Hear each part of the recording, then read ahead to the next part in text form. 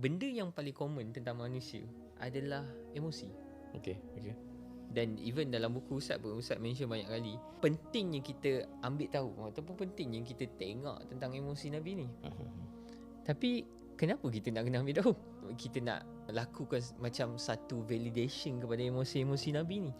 Dia ada impact ke kepada kita? Why kita nak tengok Nabi? Kan?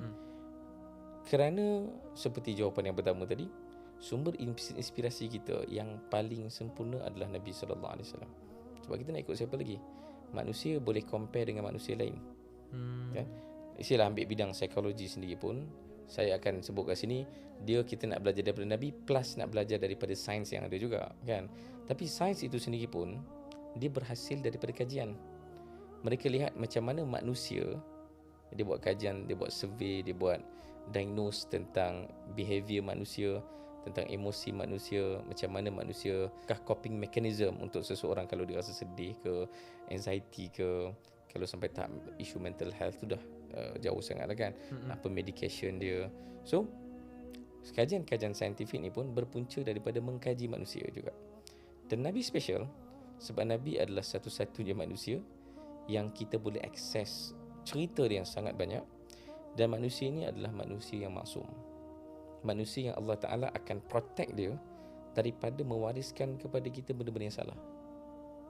So, kalau kita faham maksum begitu, kalau saya sampaikan maksum begitu, iaitu biasa orang faham maksum ni, Nabi maksum ni maksudnya masuklah mukjizat, kan? Nabi boleh buat benda-benda ajaib.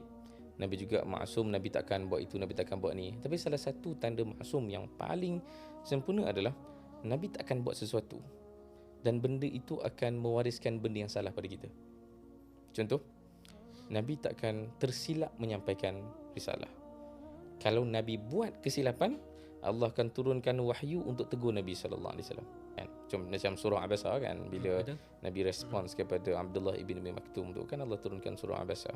Bila Nabi respons kepada kematian Abu Talib, Allah turunkan ayat daripada surah Al-Baqarah tu.